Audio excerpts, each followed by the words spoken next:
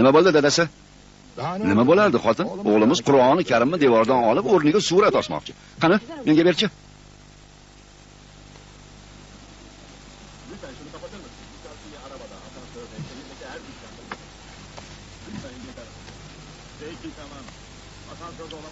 Tahorating bormi? Nima qilib qo'yganingni bilasanmi o'zi?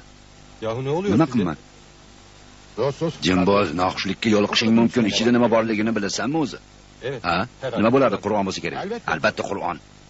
Uyimizga baraka, baxt keltirsin deb uni shu yerga osib qo'yganmiz.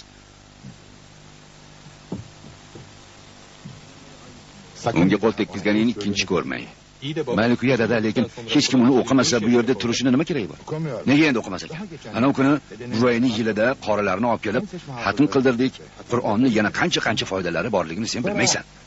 Bolani yostiqi tagiga qo'ysang, bola sog'lom bo'ladi. Kasalni yoniga qo'ysang, kasal tuzalib ketadi. Va yana uydan chiqishdan avval 1-2 oyat o'qib, kuf-suf qilib ketsang, uyingga o'g'ri tushmaydi.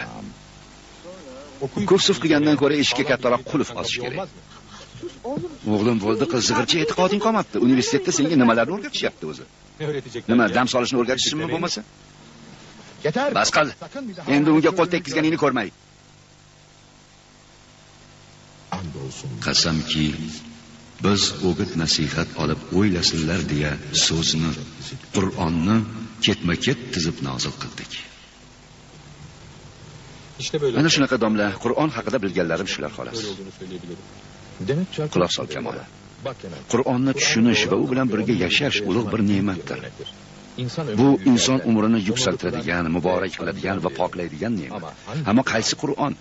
Uni tinimsiz o'qiyotgan, lekin hayotlarida hech bir o'zgarish, hech bir yangilanish bo'lmayotganlarning Qur'onimi yoki uni o'qib, anglab, zulmatdan ziyoga chiqqanlarning Qur'onimi?